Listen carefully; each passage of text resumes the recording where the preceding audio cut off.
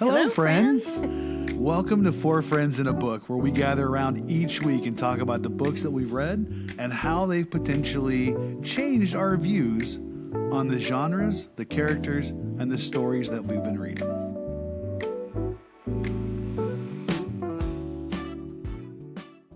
Welcome to the Four Friends in a Book podcast. I am a friend. My name is Joe. Wow. Welcome Hi, to Four everybody. Friends in a Book, today where Joe is held hostage by a book from his childhood, and we talk about around the table what interested us in those books. Take us away. Yay. We have a very special guest today, Yeah, we a do. friend and a family member. We have the lovely Stephanie J. Forrester. That's you, friend. Hello. And we even had a moment of It's a Small World After All, only to discover that Stephanie and Teresa's daughter knew each other in college. These several years ago. Yes. Crazy. Denton is a small is. town indeed.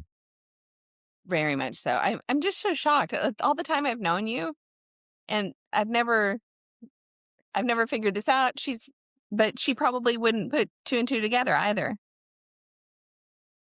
No, probably not. Again, because we knew each other for a brief period of time in college, and she impacted my life, so I knew her name. But yeah, it's so wild to know that she's your daughter, and knowing how close I am to my mom and how close y'all are, and I have developed relationships separately with y'all. That's so cool. It is. Yeah. Yay. We are lucky. I'm just trying to work with a basset hound who's trying to escape from my clutches. So I'm having to lure him with treats. I don't want to blame the snow because it's been such a glorious find. I mean, honestly, like this has been a great mini vacay to kind of reset my mind and my soul. So I've quite enjoyed it, actually. So I don't want to blame anything on the snow. Stephanie and I went on multiple walks through the snow, mile-plus walks. Today, Diane joined us, a little against her will, but not completely. Because There food was involved. Mexican food involved. Exactly. We walked to a Mexican food restaurant, had lunch, walked home. It was lovely. So this episode is brought to you by Ernesto's in Krugerville. Yeah. Thank you, Ernesto. Not really, but Ernesto's, if you would like to sponsor us, we would be happy to have you. There Right. you go. All right. Well, Diane, you have the talking stick or the reading Oh, stick Cooper. today. Yes. So what do you say you'll give it a launch? All righty. Well, my topic for today is tell us about a book that you read that made you love reading. One that you remember that, oh my gosh, this book made me love reading. All right. So my idea for this topic today was to kind of compare where we started liking to read, what book we really liked reading, and where we are today. What book are we reading today? To kind of compare and see, are we kind of on the same trend?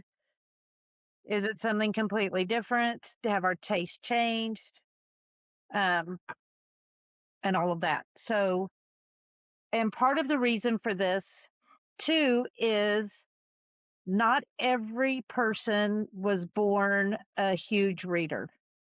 There are some people who have been huge readers from the moment they learned to read, just wanted to read anything.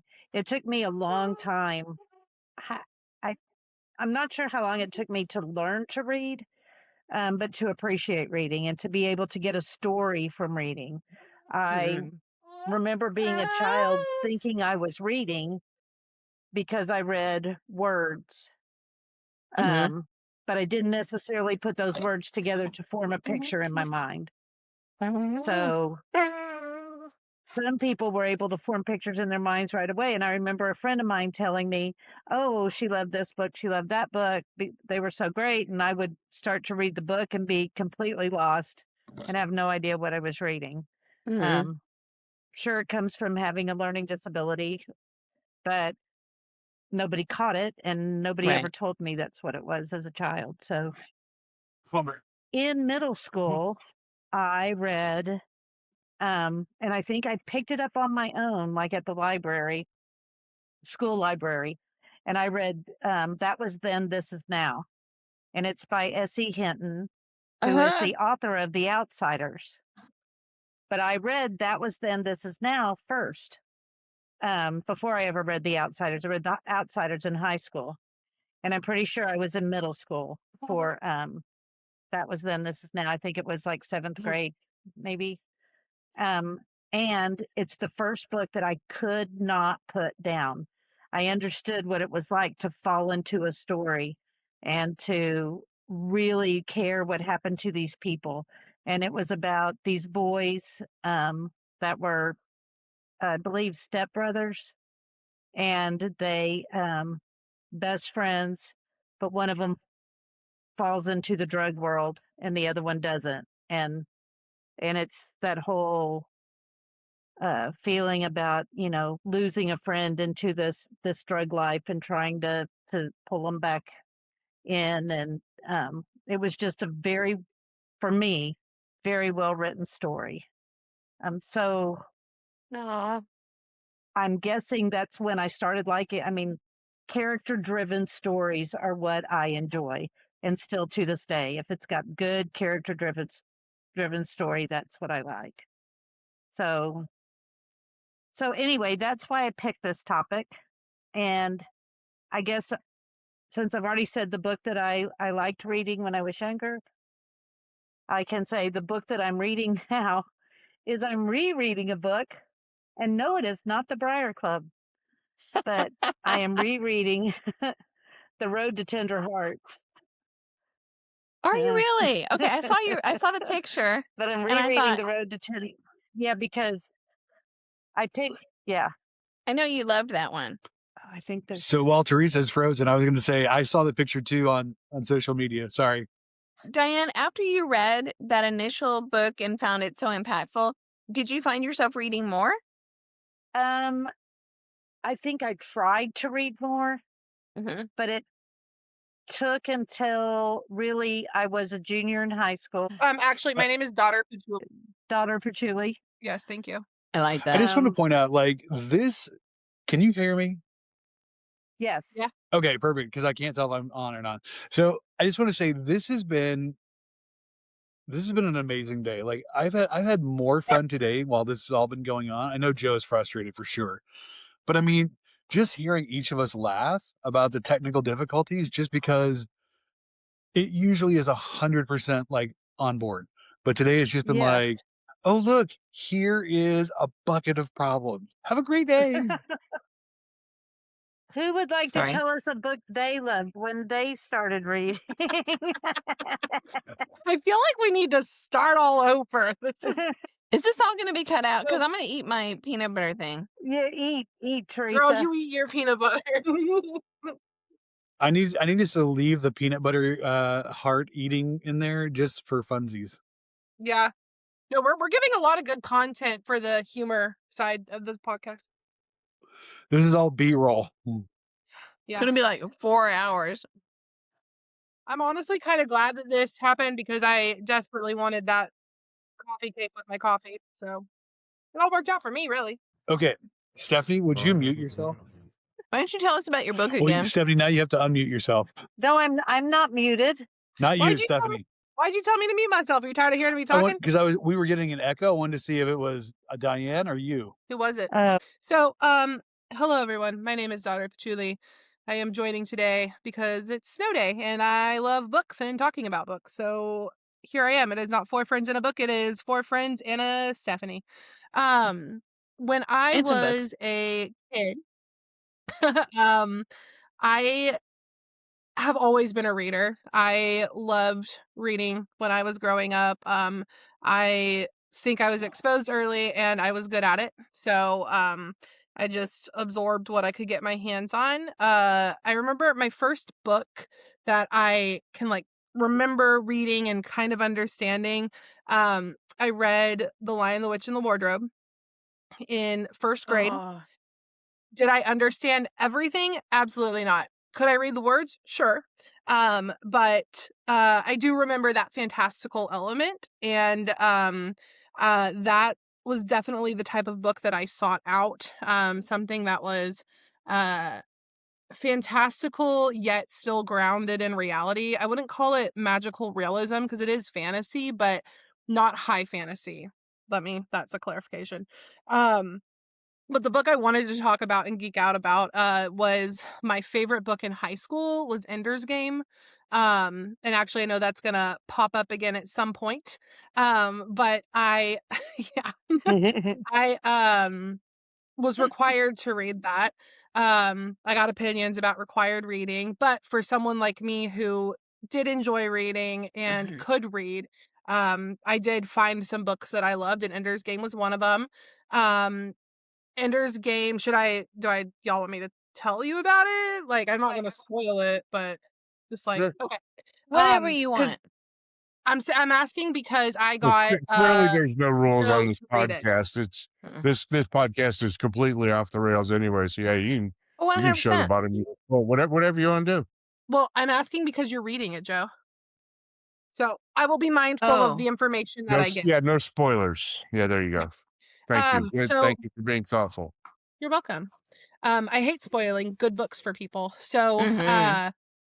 anyway, Ender's Game is basically it's written by Orson Scott Card, and it was required reading when I was a sophomore. And the premise is that the world is at war with this alien species called buggers. We don't see them, but we are like told about them, right? It's like this is an intergalactic war that's happening. And so I guess that the adults that they have are not able to come up with the strategies and the game plans that they need in order to beat the buggers. So they start enlisting children. But they seek out these like child geniuses basically, and they pull them and take them and they go to this battle school. But it's not a child's story, even though there are children characters. And I was listening to Orson Scott Card, and he was saying that this book was written for adults using child main characters that are written like adults. However, so many teachers liked this book that they used it to start teaching. So I thought that was super interesting. But definitely to this day, with that, this book is science fiction, but also dystopian speculative fiction. And that is totally still my style to this day. I do read a little bit of everything, but I am always a fan of well-developed fantasy, again, that's grounded in reality, science fiction. I love science fiction books. And actually the book that I'm reading right now, because Joe's youngest son suggested it to me, is Ender's Shadow, which is a companion novel to Ender's Game and follows another child genius that we meet in the book. So we're getting to see Ender's Game through the eyes of this other character, and it's written by the same author, which is phenomenal. So that's where I'm at. So yeah, Stephanie, I'd did say you sparks my reread love of reading. Ender's? Oh, I reread I'm. Ender's Game every like 5-ish years. Hmm. Yeah, I love Ender's Game. I still haven't seen the movie either because the book works for me. It did it for me. I'm good. We had a discussion about that on our books to movie podcast about how there's Absolutely. some you just don't want to watch the movie because you love the book so much. Yeah, and I Mhm. heard not so great things about the adaptation. They changed a lot, and I was like, I don't need that. I'm good. Yeah, I think that's a wise awesome. choice. You know, you don't want anything to ruin the books that are so important to you, you know? 100%. And sometimes you can watch them and take them for what they are. Mhm. From what I'm hearing, that's what people are needing to do with Wuthering Heights. But Mm. Ender's Game, yeah, I don't feel the need to watch. Yeah. Yeah. So yeah, that's me. And what Cool. are you reading now? And I know that's a loaded question because you're generally reading 7 books at once. Yes, I I am reading a bunch of different books. Um, I am currently reading, like I said, I'm reading Oops. Hello. Maybe if I okay, Ender's Shadow. Oh, that's right. Um, yeah. You said I that. Yeah, I do have lots of other books. I'm usually reading about like 3 or 4 books at a yeah. time. But this is the one I'm most excited about right now. So, A perfect book for a snowy day Cool. vacation. mhm. Yeah. And What it's about like you, Joe? when you read Oh, a book. Oh, go ahead. sorry. No, when you read a book, what? No, no, I was just gonna say when you read a book and then you find yourself like wanting more of that book, but then what you're gonna find is like, all right, a sequel that's not really well thought out or developed, or it's not talking about the same characters, or you're gonna get lots of fanfic from different authors who enjoyed the book and want to add to the story. So it's cool to read books in the same universe that the author himself was like, sorry, that's my dog. But then the author himself was like, no, the people want more of this story, so let me write more. And I'm That's gonna be done with my turn talking, and someone else can talk because I have to go find my dog. What? Mm, Oh, uh, what's up? Did your mom muted? So we've at least lost some of Cooper. Um, Good catch, D, Mama D. Um, how does Ender's Shadow compare? Because we looked, it's about what, 22 years between the two books, correct? Mm-hmm. 77 to 99 To 85, I or want. 85. Okay, so it's even less than 10 years. Mm-hmm. Mm-hmm. How does it Oh no, compare? you're right. I think it was 85 to 99. No, 77 was the first copyright for Ender's Game, this copy that you have. Oh, then maybe it is 99. Yeah. 85 was the second printing, but it's got Oh, copyright 77. Anyway, okay. point is there was a gap of time. I not to quibble. How do you find the story without, again, spoilering? Is it as satisfying reading Ender's Shadow as it has been reading Ender's Game, or has Ender's Game just got too precious a place in your heart? Oh no, absolutely. This is phenomenal, and it enriches the story. So it's not taking away from the original. But it's interesting because again, Ender's Game follows Ender, and so they basically pretty early on determine that they think Ender is going to be the 5-year-old that saves the world. And he grows up in battle school, but I think the book ends when he's like 12 or something. Yeah. And it's interesting to see because they let you in on the command's conversations a little bit beyond the children's perspective, and command will be talking and someone will be like, oh well, I found this other kid, he's a genius, he might not be what, like, he's not, because Bean is the character that this book is following, and he's not as like physically fit as some of the other children. He came from the streets, so he's malnourished when they find him, whereas Ender was from a nuclear family. And but it you hear conversations of command being like, okay, well, I think Bean is actually going to be pretty good. And command's like, I don't know, this Ender kid, I really like him. And they'll be like, you got to stop putting all your energy into that Ender kid. And so it's funny to get that behind the scenes conversation when you know how Ender's Game ends. Cause I know how the bugger situation is resolved. And so yeah, you feel like you're getting some like insider information because of that. So So it's not a sequential story. It's sort of parallel with concurrent with. I would call this a companion novel. I don't know if toward the ending it goes off and because the book ends and I believe Bean is still at the school with Ender. So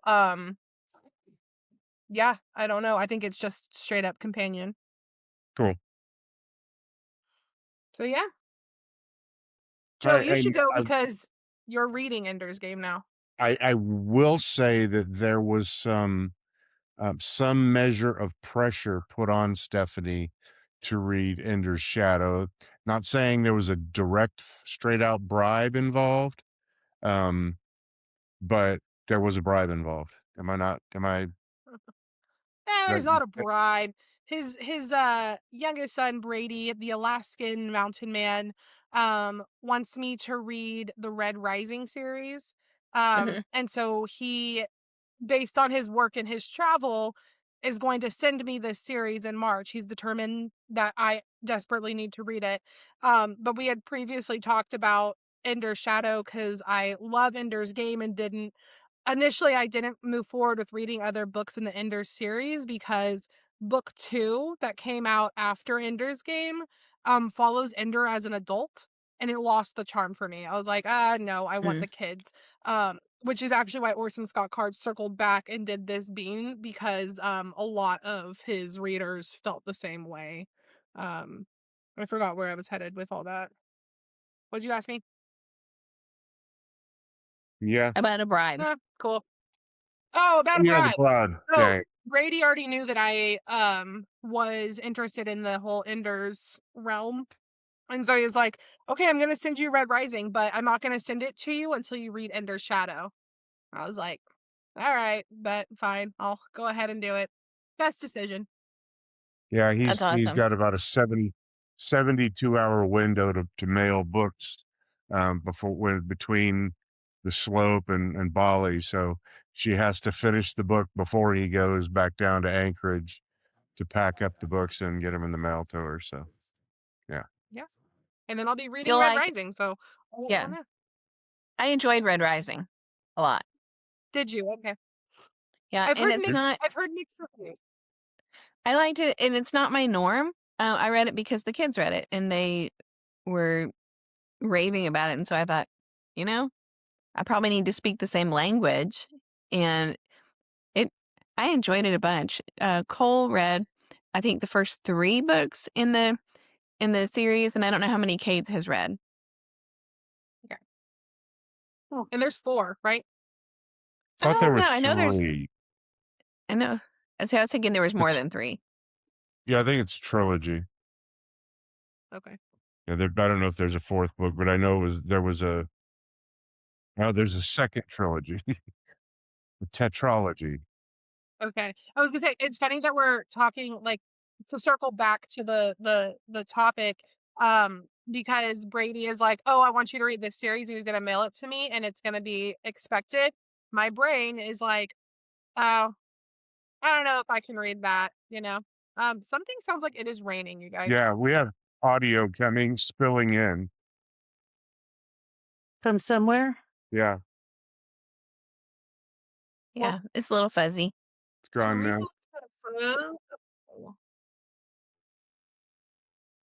now. Could be my computer, the fan on. Oh, okay. Let me mute if I'm not talking. Okay. I'm not kidding. My computer is sad. Yeah, it Joe, was what your about your books? computer. The first book that I locked into I probably read it 20 or more times. It's a book called The Rookie. It was published in 1961 by Tex Mall. He was a sports writer. The book was set in the early 60s. It was about a rookie NFL quarterback for the Los Angeles Rams. He blended some of the historically accurate Rams players with fictional characters for the story. So it was interesting in hindsight, but it was a book about sports, but had the human element. So I read every sports biography I could get my hands on when I was a kid. Willie Mays, Joe Namath, Hank Aaron, Wilt Chamberlain, any sports bio I could get my hands on. I gobbled, but this one in particular, and I didn't really, of course, know it at the time. But the thing I loved about it looking back is it was a very much of the sort of traditional hero's journey story arc for the protagonist. It was like I said, a rookie NFL quarterback, had all kind of problems, including a big ego and a big attitude. So it was sort of the classic, you know, faced with an obstacle fails, faced with an obstacle fails, and then continues to make changes necessary to overcome it, blah, blah, blah. so I love the book. And in fact, when I was probably, I don't know, 15 years ago, maybe less than that, I ordered a copy, found a copy, used copy, of course, and ordered it. So I would have a copy. I don't know what happened to the copy that I had as a kid. But I have a copy now. But yeah, it was like I said, the thing that I really liked about it was sort of that, again, looking in hindsight and comparing to other books that I like, the sort of the classic hero's story or hero's journey, and good character development, good interaction between the characters, particularly men characters that were connecting on other than the typical macho kind of, they were connecting and being vulnerable with each other. And again, not certainly not things that I was aware of at the time, but looking back, that was part of what I really, really loved about this book, is they were just human beings struggling to figure out what, how to make it in the world and blah, blah, blah, and being vulnerable with each other and kind of working through together. So that was the first book that really jumped out at me that I consider to be the book that made me passionate about reading. And it also taught me that once I read a book does not mean that's the end of the story, because I can reread a book multiple times. Mm. Um, so yeah, that's the book that really caught my fancy. How old were you? Now I've got probably 8 the first time I read it, 7 or 8, probably the first time I read it. And then, like I said, I read it at least 20, 25 times. Gosh, Yeah, probably that's 7 or commitment. 8 first time I read it. Mm-hmm. Okay, just curious. Yeah, I How did just you get compare the books you like now? yeah, I've got such a wide range of tastes. I'm in here looking at books in the office now. Obviously a couple of shelves of Stephen King, The Godfather by Mario Puzo. Um, uh, I enjoy good nonfiction like Malcolm Gladwell. Um, Chuck Klosterman was one of Lauren's favorites, and so I've read several of the Chuck Klosterman, and I know he's got a new one out now, but um, I like spy novels. I like um, mystery thrillers. I love a good legal thriller. Emphasis on the good. Don't even start, Teresa. Um, yeah, we had a whole episode about John Grisham's latest. Mm. Um, Which was very but good, anyway, that actually. was most of it was. You're absolutely right. I agree with you about 95%, except for the ending. Anyway, so like I love a good legal thriller. Um, and what I'm reading now, so I've got a wide range of books. I've got probably 20 stacked up on the table behind my chair.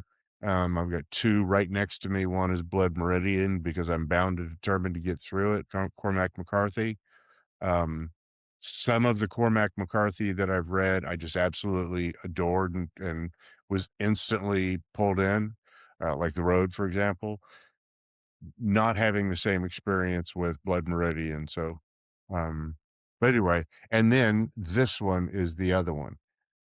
Ender's Game is Stephanie's favorite and one of Brady's all-time favorites. And so it seemed appropriate that I should read it. If they enjoyed it so much, they're 2 people whose reading tastes, I respect and they've got generally good taste. So I said, yeah, if this is one they both landed on, both agreed on, we'll go ahead and give it a shot. So far, I'm not very far into it. Only, I don't know, What's happening 70. so far? They have third's a turd. He has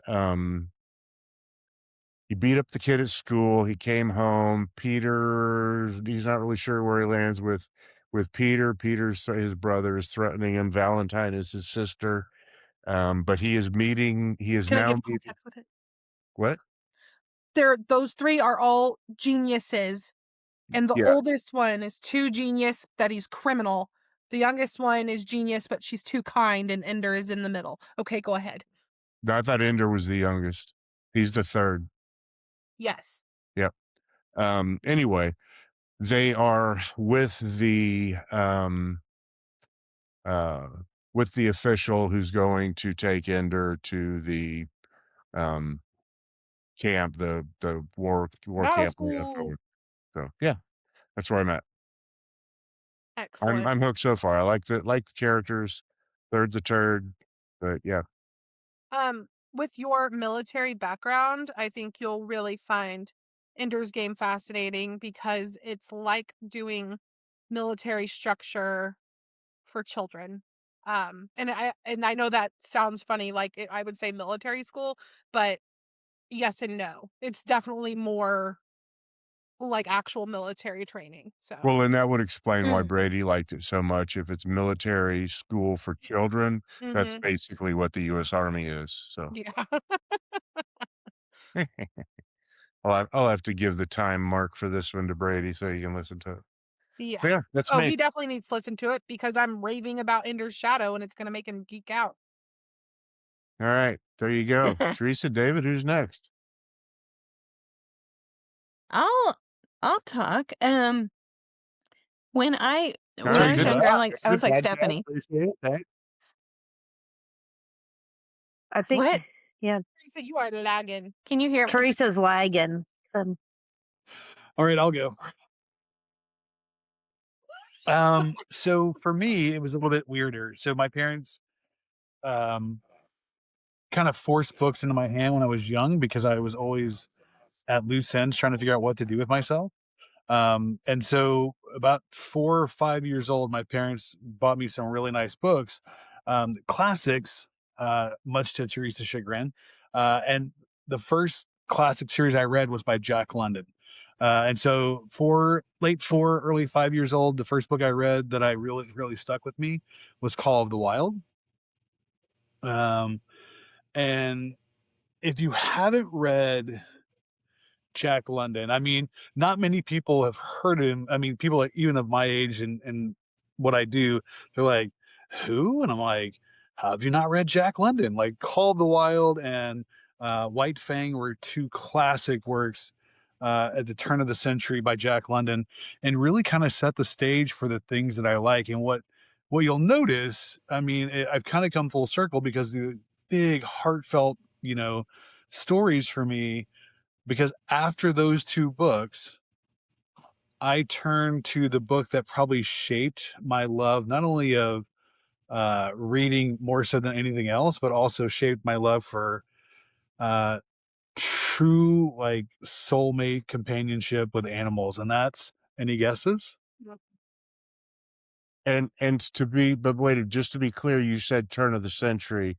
That was the turn of the 20th century in 1903, not the Yes, turn of. 100%. That's the turn of the 20th century for all of you millennials.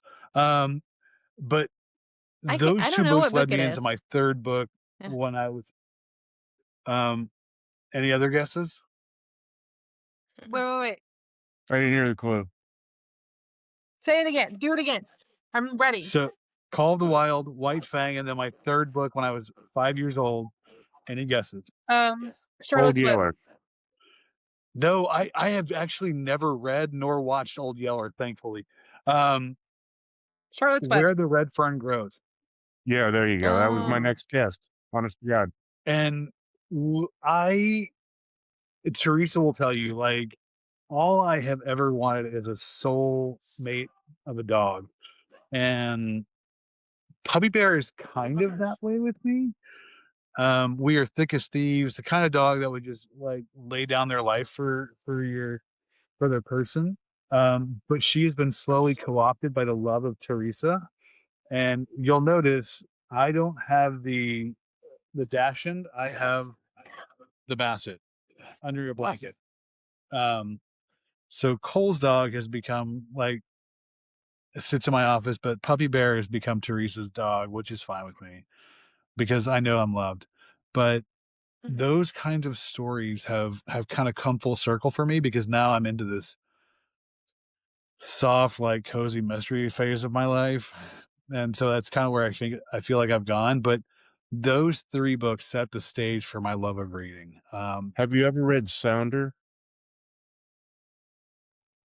I don't think so. Oh, I forgot about Sounder. I loved Sounder. Sounder's incredible. 5th grade is when I read Sounder. I remember I, that. for me, reading was always an escape. And it really had to grab me. And I got frustrated with books if they weren't hard to read when I was young, because I didn't want, like, they would hand my parents after those 3 books, they're like, "Oh, here, these are more, age appropriate kind of books." And I'm just like, I don't want this. This is kind of dumb." Um, I went from that to like War and Peace, War of the Worlds, The Invisible Man. Like, I went to things that were so bizarre and out there, classics, that now I'm struggling to find books I want to read. But as Teresa will tell you, if I get into a series, like, it's all over with. I will devour them like mad. Now, Um, are you the type of person, if somebody recommends a book, you automatically won't read it? it depends. Um, I may put it on the side to read. Like, Teresa has recommended several books to me that I need to read: Yellowface, Lessons in Chemistry, and they're sitting so neatly on my shelf, and I just Yes. haven't gotten to them yet. But I'll read Mitch Albom, even though he makes me so bad. Who? But Tell us about him. probably. What's that? Tuesdays with Maury. Mitch Albom was an old Detroit sports writer who Yep. started writing what some call kludgy kind of books, where they're very tug at the heartstrings, nonfiction. They're very touching Okay. stories. Not kludgy. That's not the word. There's a term for it. Glurge. But yeah, he made me mad on one of his books, and I've got to get over it. Teresa will often tell me, "You've got to get over that." Well, you got to tell us what's up. What happened? I don't even remember the book anymore. I was so mad, but essentially, it was just not a book that he was. It was not up to the quality, in my opinion, of what Mitch Albom usually writes, and it was kind of like this. It was a book about this town where they've recorded all these voices, and they call you with these voices. I don't want to spoil it because that's terrible, but it made me mad. And so Oh, I was like, okay. I'm not going to read him anymore. What's the book? Oh, the Mitch Albom. Gotcha. Yeah. And then he wrote a book after that, and I begrudgingly read it, and it was good. I believe it was Chica. Is that right, Mm-hmm. Teresa? Yeah. Yes. Something about And Chica. I loved it. Yeah, I loved it, but I still haven't gotten over my hurt with Mitch Albom. So I hold a I know grudge. which book you're talking about, I think. I think it's time Yeah. to let it It got a go. number in the title. See? Yeah. You let it But go. Yeah. Your I will grieving is also, over. Time to move on. That's what I heard her say, David. It's okay that's what I to heard. I mean, not necessarily forget and not go back to it if you don't want to, you know? Yeah. and And sometimes that's what ruins an author to Yeah. me. It's true. so I will also say, like Stephen King, I will not pick up another Stephen King book to save my life. All because of whatever that was, Fable or whatever. Fairy tale. Fairy tale. Fairy tale just absolutely hurt me in my heart. I stopped reading it, and I feel ugly about it to this day. Oh. Huh. What are you Was it reading because now? of something that happened in the book? What am I reading now? Now I am and reading a. Oh gosh, I'm reading a 1920s murder mystery and espionage series by Lynn Morrison. And it details the creation of a shadow network in England in between World War I and World War II, and their job is to keep tabs on the rising political scene of Italy, Germany, and other allies and enemies. So, Interesting. yeah. Also, I was gonna say, because I know you said like, oh, your readings all like you've been all over the place with genres and you've fallen into cozy mysteries, and all I could think was, I read predictable books, or I read like cozy where it's not gonna get, there's gonna be something juicy, but it's not gonna get too bad. Especially when the world's on fire. So it makes sense that you have fallen into cozy mysteries because there's still conflict resolution, but it's not gonna keep you up at night with how disturbing it was, or we already got enough of that. See, and what's weird is and I've said this before on here, but it was before my heart attack. I was reading assassin, espionage, uh, end of the world kind of stuff. But post heart attack, it's all been love and peace, except for the Thursday Murder Club or Tuesday Murder Club. And then this series I'm reading now is all about murder and espionage and kind of fun stuff, but it's a little gentler than the not Mitch album, but the Mitch rap and all the other lead character series. So I'll get back there. Makes I sense. keep saying I'll get back there, so hopefully I will. But Or you don't. There's so many good books to read in the world. Mhm. It's okay to be in a different genre for a while. yeah, and it's weird. I've tried some series before, and I'm just like, I can't do this. And the one and Teresa has read these to the kids, and they still love them so much, but I can't get into the Harry Potter series. Like the movies I love, but I Mhm. can't read the books to save my life. Oh my god, though. Okay, hear me out. You've seen all the movies, I have. right? Okay, so if you can't get through the books, that's fine. Read the last book. It's just Read what? the last book. If you can't get through all of them, but you've seen the movies and you know the story, I feel like with any author, the books progressively got better the longer she was writing and putting them out. So Mm. that's my 2 cents about Harry Potter. But the last book I cried. I will I say, cried. Teresa, I used to never have to read books in order. And then I met Teresa. And now, if it's a series, I have to start with the first book. I can't just, Mm, yeah. you ruined him. I'm just kidding. That's actually a very logical thing to do. You don't need to skip around in series. That's kind of stressful. Except for the last book of Harry Potter. There you go. So Definitely how Teresa, what was Okay, well, your book let's see how this works. from If childhood? I'm catching up with you guys.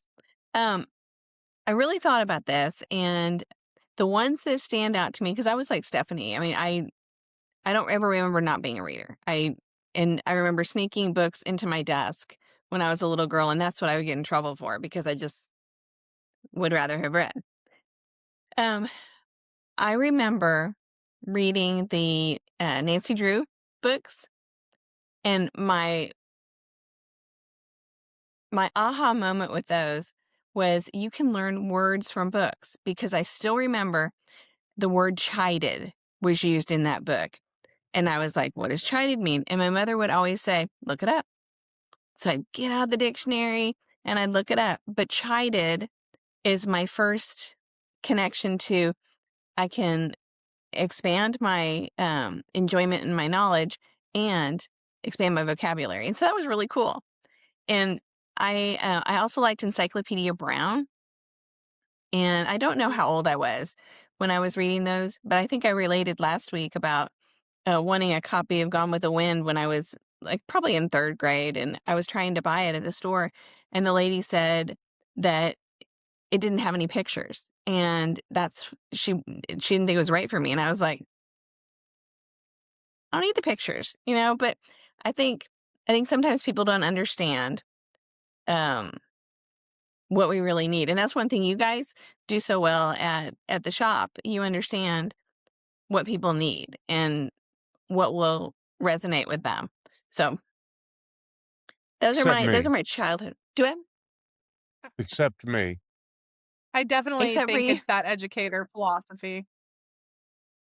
Yeah, Joe likes to. I asked him Basically, for something. Go ahead. sorry, you're lagging. I'm talking over you. No, I asked Joe for some lighthearted reading, and he gave me some very not lighthearted reading. So that's okay. Ask me next time. I will. Well, hopefully I won't have to have another surgery.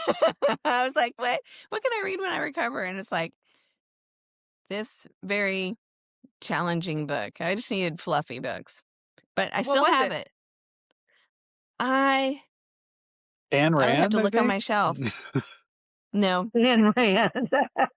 I can't I remember would what it never was. recommend Ayn Rand to anyone at any time ever. Gun to my head, I would take Wasn't it Bonfire of the Vanities? Bonfire of the Vanities may have been it. Maybe. I can't That was remember. one. There was a list, and I none don't of know. them What's it were about? like light.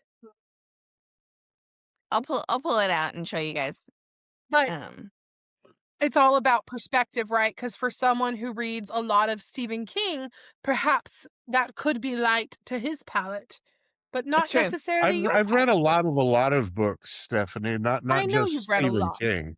No, I'm aware. But what I'm trying to say is like, her version of light might not be someone else's version of light, which I think connects back to the everyone is reading something different for a different purpose, and you don't know what people are showing up to a book with what like Mhm. background or I don't know, because if I'm coming off of like a I don't know, well, like one of Kayla Olsen's wonderful romance novels that's light, and if I'm seeking something else light, I'm probably going to look for something with similar things to that. Or if I don't know, I'm reading a book that's like Ender's Shadow, where I'm like, okay, well, it's kids and there are heavy concepts, but it's not technically dark like the cannibal book I was reading, then that's light. It's all about perspective. I'm not trying to say about what you're suggesting and what you're reading, Joe.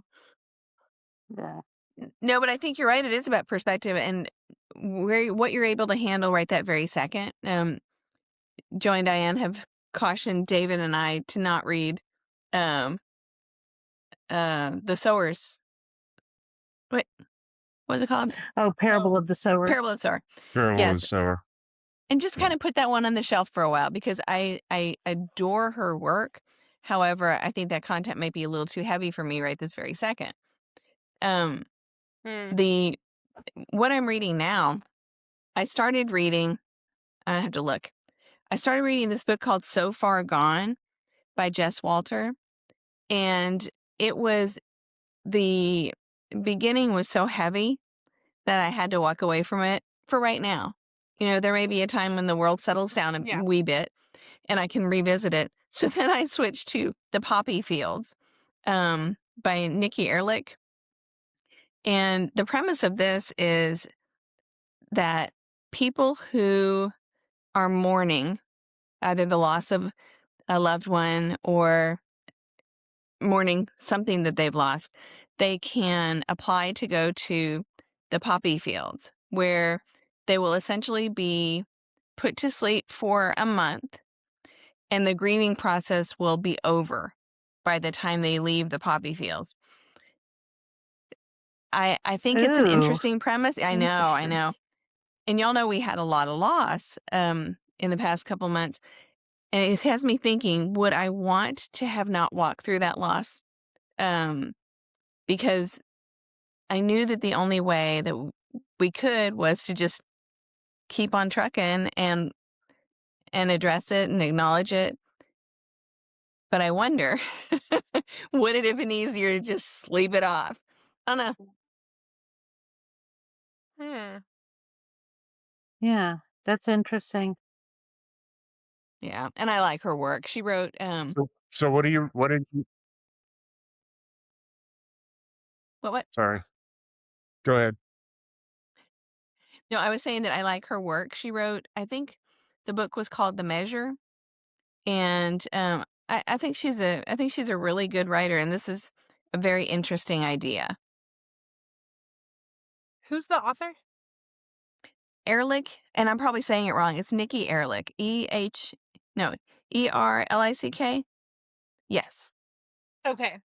This is not okay. My brain is thinking Ashley, I'll drain the push because the covers look similar. But I've seen the measure, so I know what you're talking about. Yeah. Well, So that's what I got. sounds interesting. Mm-hmm. Alrighty. Well, Well, what's next, friends? I really, What? yeah. I don't know who. Next up is Teresa, and the subject will be magical realism.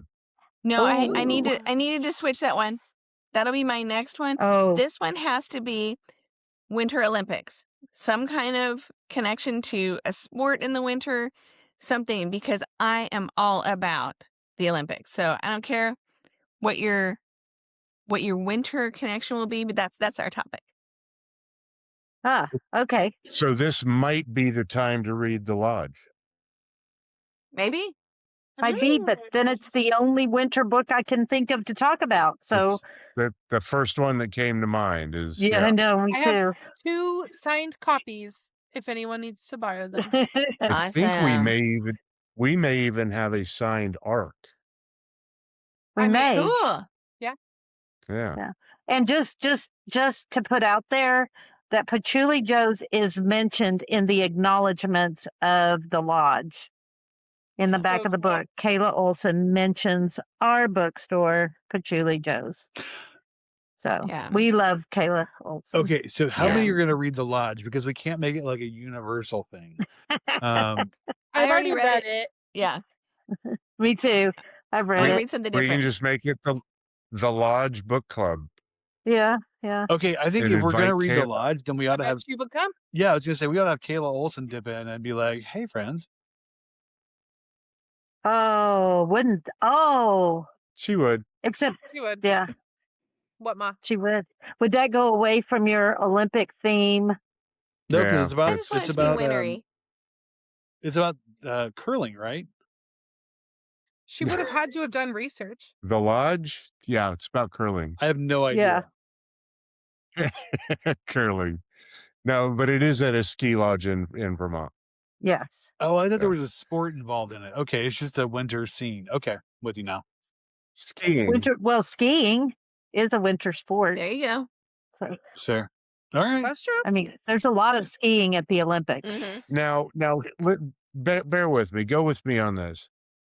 The biathlon in the Winter Olympics, I'm sure everybody knows what that is. Cross-country skiing and shooting a rifle. Mm-hmm. That's the biathlon.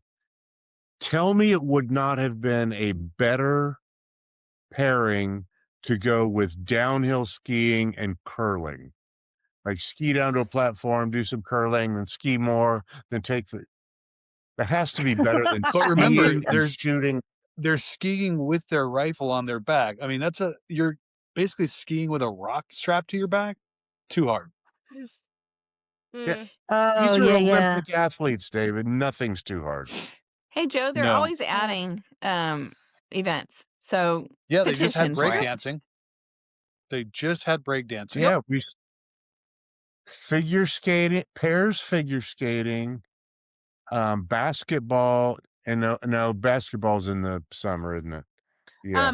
Might Yeah. I suggest a book for y'all to read if you want to be down with the youths?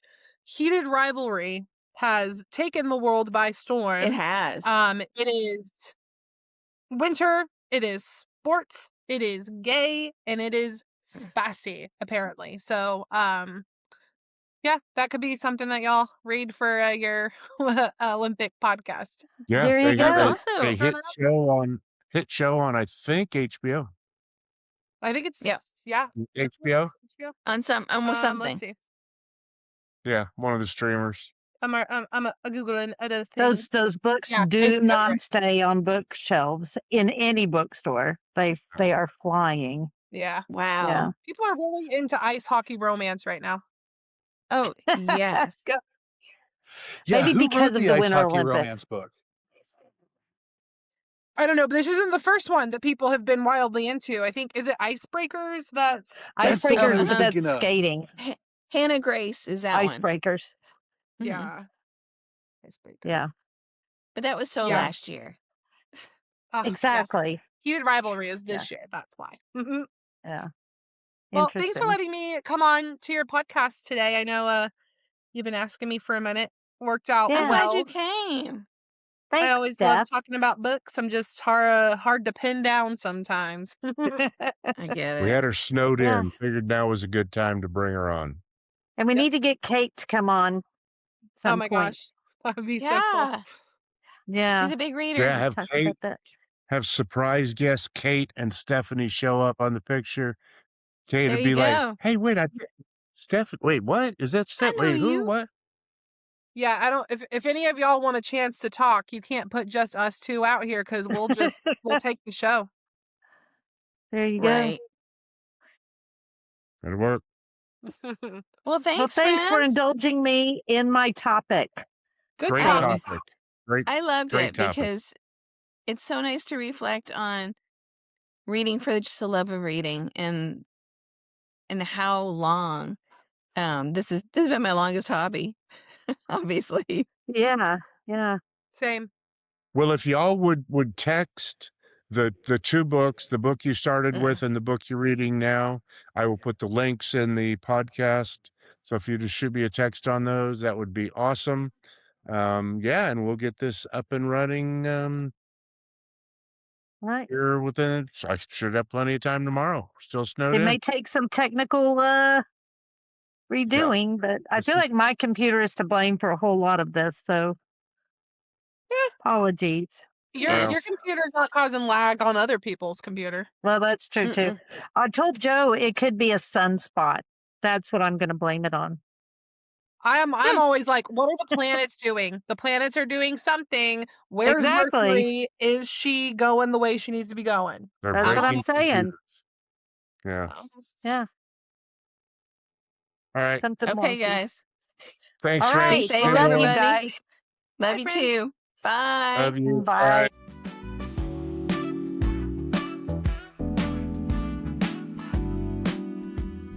This is the Patchouli Podcast Network.